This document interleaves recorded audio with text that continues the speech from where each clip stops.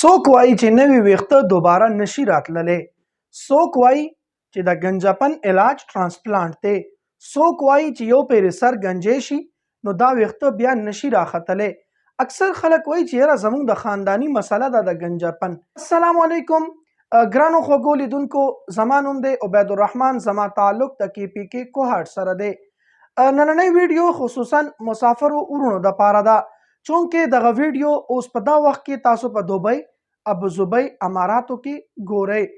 خوږو مینوالو، دوبۍ ابوظبي ته چې کله زموږ مسافر ورونه لاړ شي نو د سمندري اوبو په وجې، هوا په وجې، موسم بدلیدو په وجې او مینوالو مختلف بیماریانو په وجې سر ګنجی کېدو طرف ته روان شي او سر یې ګنجی شي.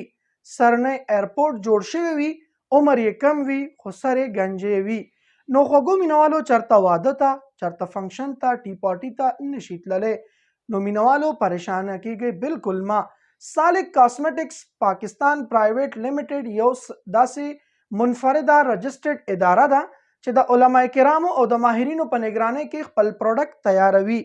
مینوالو دغه پروډکټ چې کوم موږ تیاروو خالص کیمیکلو نه پاک، قدرتی، قیمتي جړو بوټو او روغنیاتو نه تیاریږي. مینوالو ټولو نه غټه اهمه خبره دا ده چې په دې کې هیڅ قسمه کیمیکل نشته دي. فایده به ډیره درکوي او نقصان به بالکل نه درکوي. مینوالو خلک وایي چې یاره د دې تیلو فایدې د ګنجاپن نه علاوه نورې څه دي.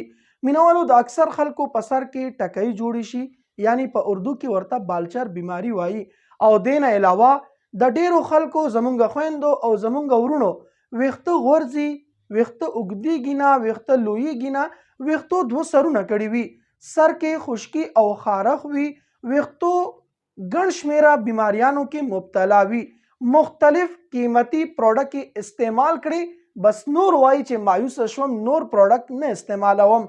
خوږو مینوالو الحمدلله موږ د 4-5 کالو راسي دغه تیلونه تیاروو او ډیر بهترین نتایج مخې ته راغلي دي. نو مینوالو یو دا خبر هم درته کول غواړم چې د تیلو ډیر کم قیمت دی او صرف یو قسم تیل دی، نه ورسره شیمپو شته او نه ورسره کیپسول شته، نه نور دوایانې شته، صرف یو قسم تیل دی.